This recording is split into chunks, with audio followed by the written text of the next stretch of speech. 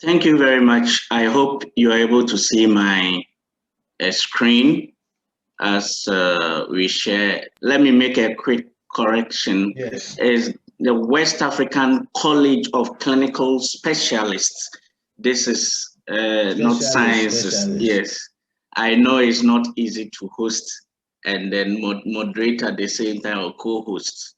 So thank you all for coming. It's an honor for us to get here. The joy that we have is that the members or the founding members for the West African Physician Assistant Association are also founding members for the Global Association of Clinical Officers and Physician Associates, and have played much importance in the establishment of both associations. In fact, it has come to a time where we have to come together. We have seen that it is not enough to work as individuals, as individual organizations, or have the nationalistic character, but it's time for us to come together so we can, because we share problems, we share values, not just in our nations or at the national level, but within the sub-region, Africa, and the continent as a whole. We have contributed so much to the establishment or to healthcare worldwide. And as a matter of fact, you look at our placement at the national and within the sub-region and at the international level, you talk of core professionals at the level of the WHO, and they are talking about physicians, they are talking about pharmacists, they are talking about nurses, and other few other professionals as core to policy making. But you take the works, our works that we have contributed, you find out that we are more like an appendage. We have seen the consistent and persistent attempts by physicians worldwide to emasculate medicine, whilst making every other practitioner an appendage in the health system. So we came together at the very time, I think somewhere 5 years ago, I came in contact with Nuagaba in Uganda, and that is where everything started. And we all met on platform. I met Austin as well there. I met the president for Liberian National Physician Assistant Association, who is Theophilus Hampe, and many others from South Africa, from Rwanda. We met on a platform at the time when Uganda was developing a curriculum for their BSc, Bachelor of Clinical Medicine, and Nuagaba is at the forefront. We exchanged ideas, and there was a need for us to give birth to a global union. In 2018, Austin contacted me when Nuagaba was really overburdened and sent me a message if we can reincarnate this. So we did it and got Gakupa registered in Ghana at about the same time to WAPA was born. So what is WAPA? If I can share my screen. So we are talking about the evolution of clinical doctors, which is coming, which is a professional title. So WAPA is a unified, indivisible, and certified association, and it was formed, it's been formed through the coalition of national associations and associate memberships.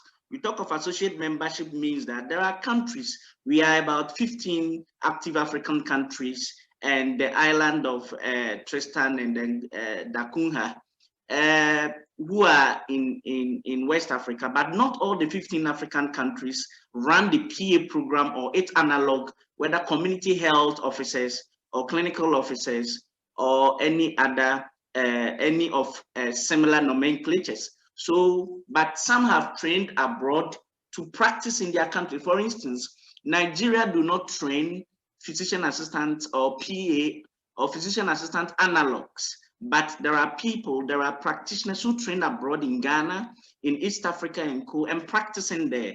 And so we call them associate members, we charter them. One of the ideas or vision is also to help establish both schools in places where our profession does not reach. So this is one. So we have associate membership for all PAs and PA analog in West Africa. So what is our journey when it comes to WACCS?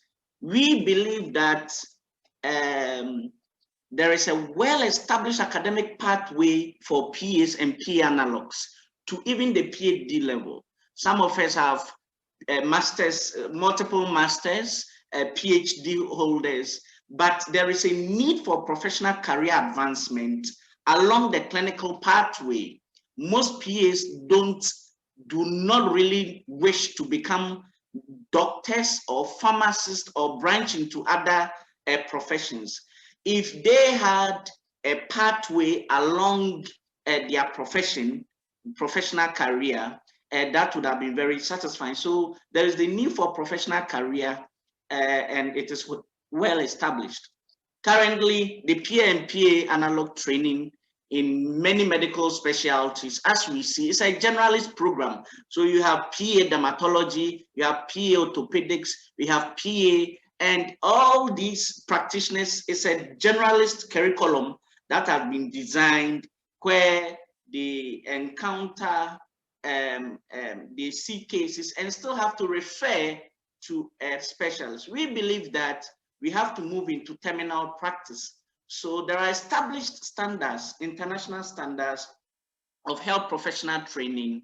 If you want to be designated and called or conferred upon as a specialist, you have to go to a professional training college or a postgraduate college. There are so many medical schools in Ghana, in America, yet they have the colleges of physicians and surgeons, the colleges of family physicians. You go to London, the Royal College of Physicians. You go to East Africa, they have the College of Surgeons of East, Central, and Southern Africa. So you cannot train specialists who will act as terminal practice, even in primary health care.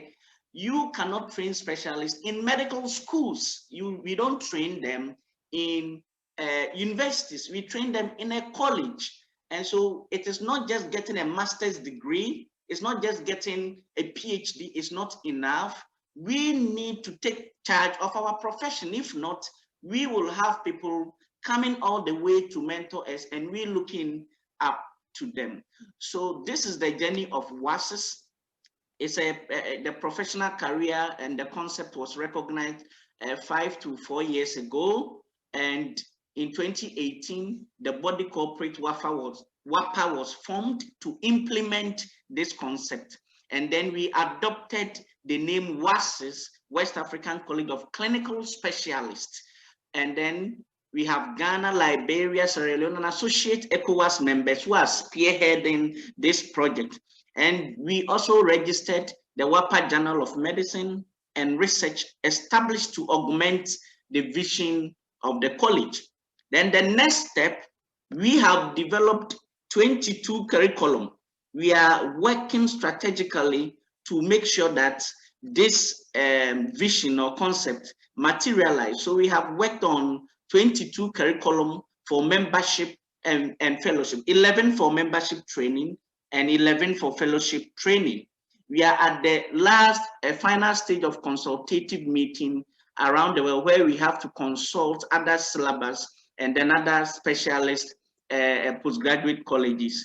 We have also, in Ghana like this, we have secured about a 55-acre land where 10 acres have been developed into structures, which we will, as we move on, we will get to know what it means.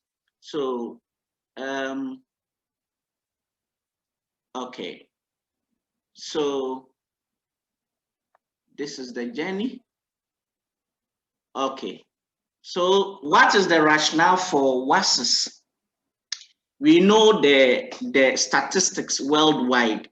Institute of Health Metrics and Evaluation of the University of Washington, they mostly publish the results and then a global burden of disease research. And in November, a lot of studies, they added about 622 new data sources for so many diseases. And then they had additional estimate for mortality, and a lot of studies too for cancer registry also increased. And you refer to it, there were years lost to disability as well. These are statistics which shows that there is increasing need for a health workforce. The next rationale for us is yes, the global burden of disease still, as we can refer what is really happening around the world. There is a population increase, there is increased incidence and prevalence of non-communicable disease, which in 2017 caused about 80% of year loss to disabilities. We have disabilities from metabolic conditions, diabetes, fatty liver, increased ground around the world and across the levels of development. The next rationale is the workforce shortage. The workforce shortage. WHO also projects that there will be a shortfall of 18 million health workers by 2030, mostly in lower middle income countries. And we all know the Dublin Declaration on Human Resources for Health, which focused on building the health workforce of the future. So there is a call, the number 17 of the Dublin call or declaration, call upon all stakeholders to align social accountability with health workforce education, exactly what the AMTC is also contributing in scaling up health professionals education and training for continuous professional development. So the vision is to become the highest resource postgraduate medical college for accelerated medically trained clinicians within Africa and beyond. And also the mission is to ensure the attainment of highest standard medical education, science, and ethics, standardizing training and practice of medicine for clinical specialists for enhanced healthcare. This is our mission, and our objectives are there, to promote high level of professional training of clinical specialists. This is the name we are adopting. The unique name, whether we wanted something unique because there are international standardization of nomenclature. Certain names have been taken, so you cannot even take them when you are coming out with a new concept. You cannot be called a physician because someone is already called a physician. You cannot be called a medical doctor because someone has taken that academic title. You cannot be called a neurologist because there is a meaning to that. Unless you follow that path, you cannot be called an ophthalmologist because someone is already called an ophthalmologist. So we need to create a distinct and unique pathway that will not conflict nomenclature. So we are calling our graduate clinical specialist. That is what you see. And also to determine persons to be designated as clinical specialists after due consideration. And we are to also advise government of the sub-region, the WHO, and then other related organizations for healthcare delivery to humanity. Okay, so if you can see, this is our college structure, which we have proposed. We have the college council, we have the finance board. Then there are two different divisions we have created. We have the College of Medical Specialists, which is headed by the divisional board, and we have a deputy rector to head it. Then we have the College of Surgical Specialists, which also has a divisional board. So each of them also is subdivided into faculties, and it goes on like that. Okay, so we have the divisional board, as you can see, under the division, we have all the faculties, the Faculty of Internal Medicine, Public Health, that is under the medical, College of Medical Specialists. So this is not College of Physicians. And then this, we have College of Surgical Specialists, not College of Surgeons, as we can see. At the moment, we have, this is how it's going to be with, this is how it's going to be for membership duration.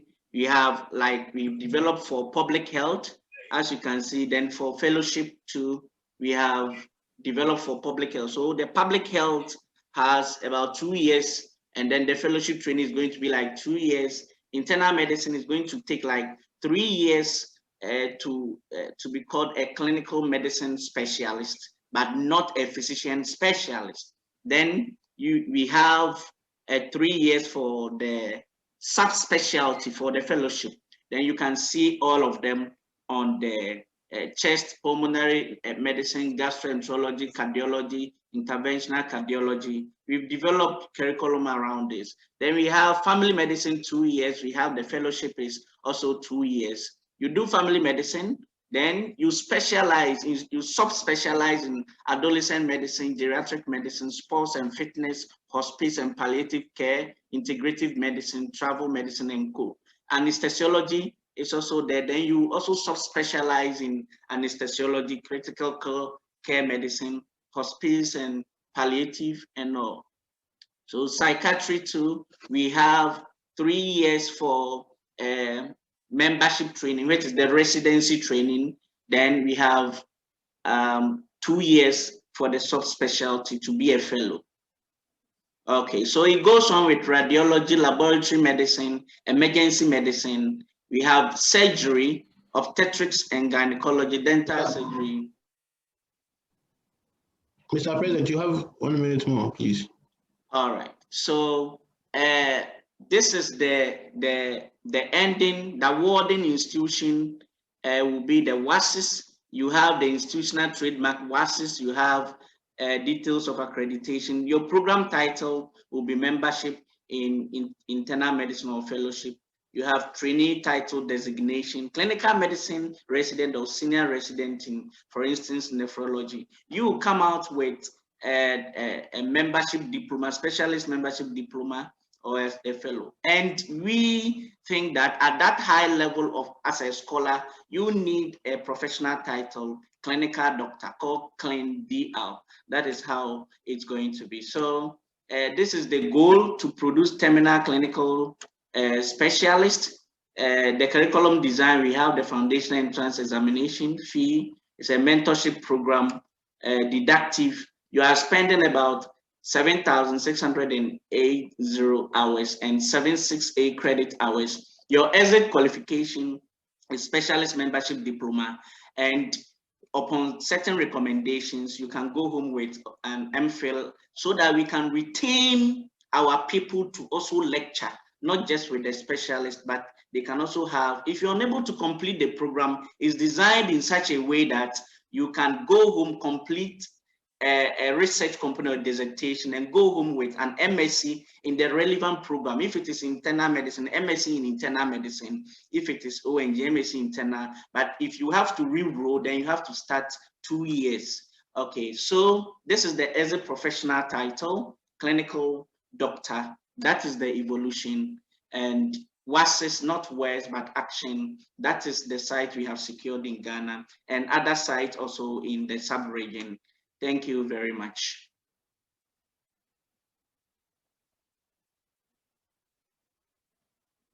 Thank you very much, Mr. President, for that insightful presentation. I can see everyone is gingered. Everyone is gingered because this is where we are heading to. That is what we want to become. Yes, and we thank you and your team for the good work you have started. I believe everyone who has the ability to support will not hold back their support, but they will all bring the needed support on board. Now, if anyone has any question, you can please put up your hand. Remember, every audio is muted. If you put up your hand, then we can acknowledge you so you can talk.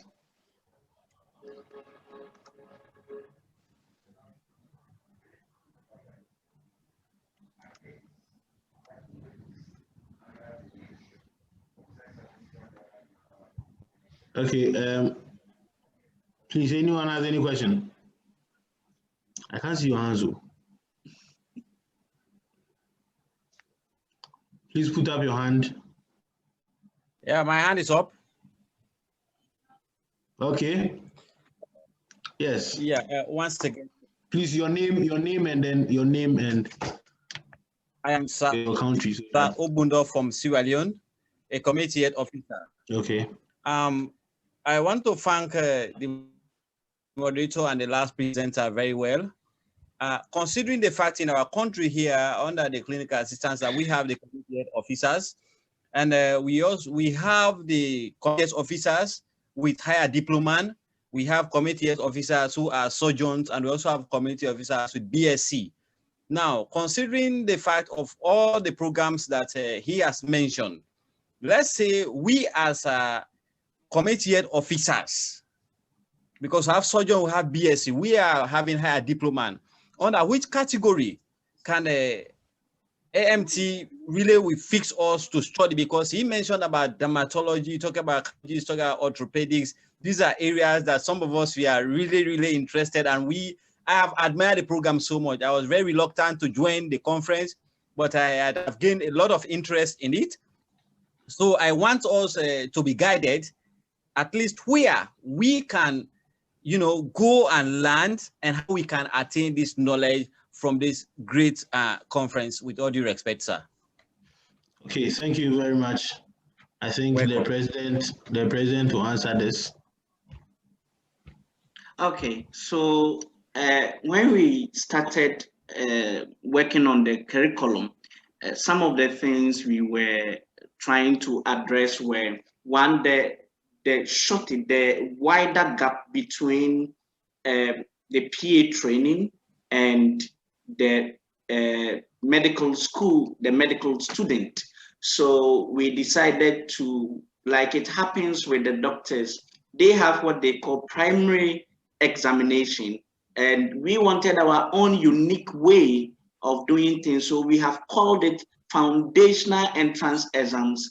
It's actually a program packed to bridge the gap between the PA training and the medical school. I know when it comes to a practical experience and all, when a PA is sitting and a GP is sitting down consulting, or a PA analog, being a clinical officer, you can hardly see the difference. You can't see any difference, but we have decided to bridge it.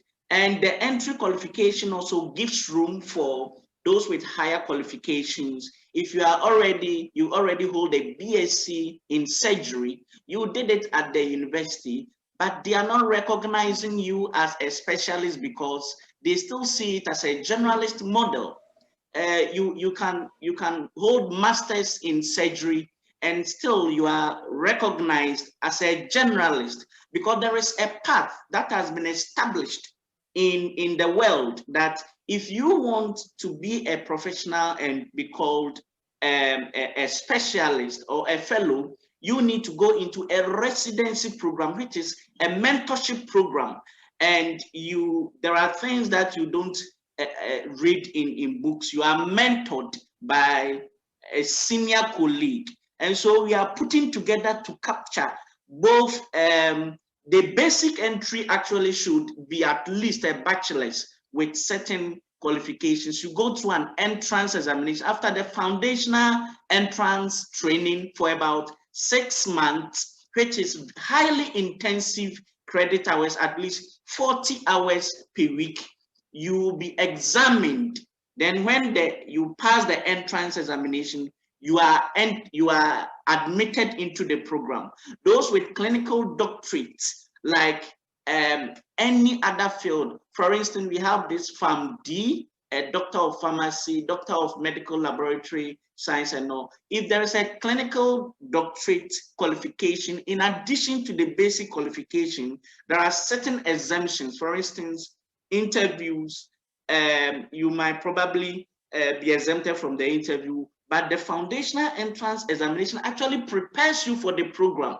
So if you have, whether you've had training in surgery, you've had training in orthopedics, or you are, as long as it wasn't a residency program for mentorship and followership, you still have to go through. But there are some few exemptions that the board or the college council or the faculty will prescribe, and it will help you. We are trying as much as possible to bridge this gap so that we can really remove these barriers in countries, so that once you move from one country to another, it will not be very difficult for you. So we are doing broad stakeholder consultation with the IAPAE, we consult the AMTC and all other. Thank you very much.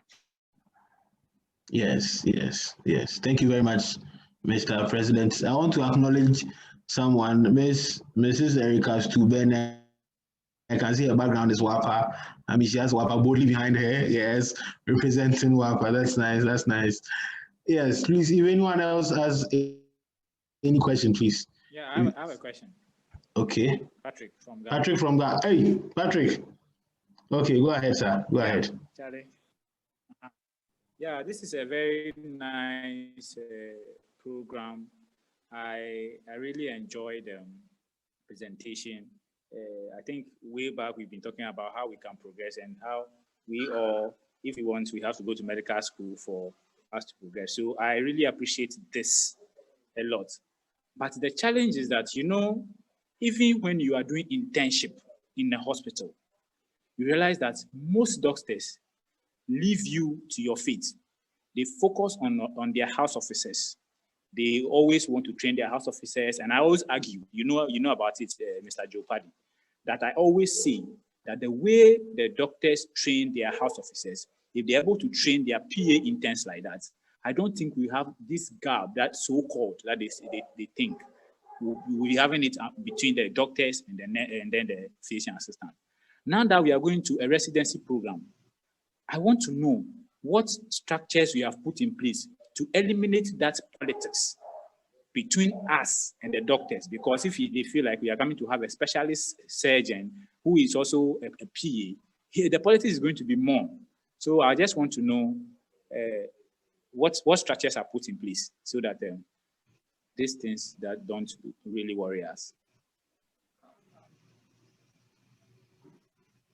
Hello.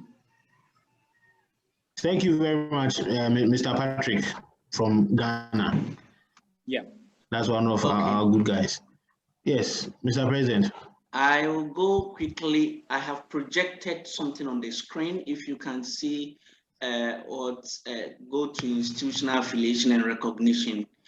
You cannot start such project without exhausting the necessary regulatory processes and institutions that you have to go through, so that you will not have issues with the law. About 2 days ago, I was with the moderator, who is also the General Secretary for our Graduate National Association here. We were with the Special Advisor to the ministry. We were with the ministry. They called us for some discussion. And one of the things that came out during the discussion was career advancement.